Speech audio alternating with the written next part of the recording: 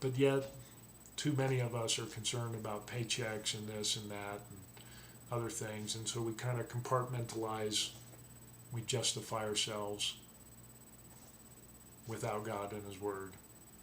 And we think that, this Word doesn't really need to permeate every area of my life. There's family time, there's me time, there's time with my friends, time at soap operas, time at football games, hunting, fishing, whatever it is, dating, clubbing, drinking, list goes on. That's not how it's supposed to be. It's supposed to be like when Jesus called the disciples, that what they were doing in the world, that they laid it all down and they followed Him. And notice how when they laid down everything, they didn't get it right 100% of the time. It was a process of running that race and understanding, coming against that sinful nature. And Jesus would preach His Word, and in light of that perfect Word, that flesh would get knocked down a little bit at a time. For those who would listen, those who had ears to hear. But those who didn't, who were His disciples, they turned away. And there was a great falling away. There were those who betrayed Jesus, like Judas. Yet they claimed to be Christians and they walked with the Master.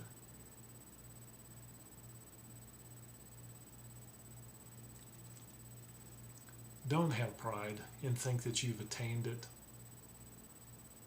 Don't look at your pastor. Don't look at false teachers or prophets and think that, well, I'm comfortable. I can put it on cruise control. I'm good. All I need to do is wait for the rapture or for God to get me, whatever it is. I'm paying my tithes so I don't have to witness. I don't have to, I'm comfortable. God doesn't call us to be comfortable. His Beatitudes says nothing of being, our responsibility is to be comfortable. But rather, it's an active thing to be poor in spirit. Being, blessed are the poor in spirit.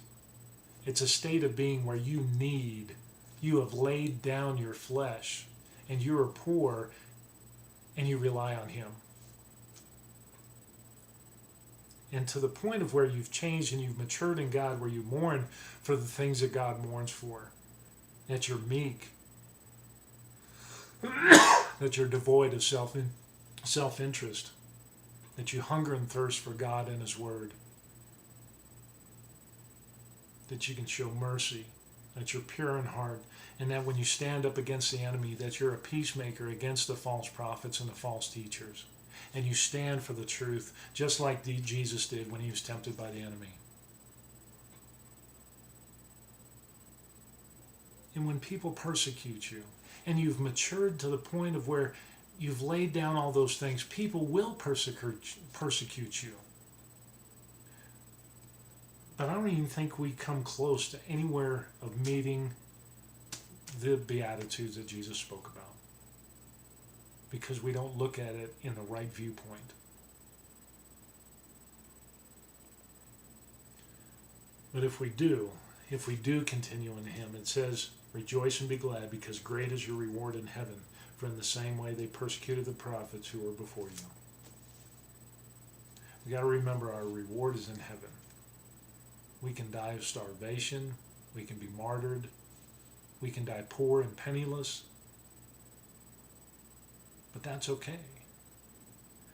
Our family members can be taken by cancer or diseases or crime or whatever the case may be. But if we understand and we relinquish our control over to God, we know that He continues and He does those things to purify us so that we can be acceptable to Him.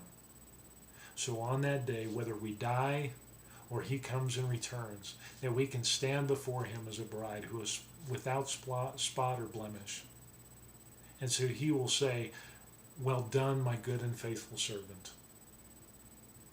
And when He stands up there, and His arms are open wide, and He stands up to welcome you into His kingdom, He welcomes you as a son and as a daughter, not as a subject. That's the intimacy that we're supposed to have.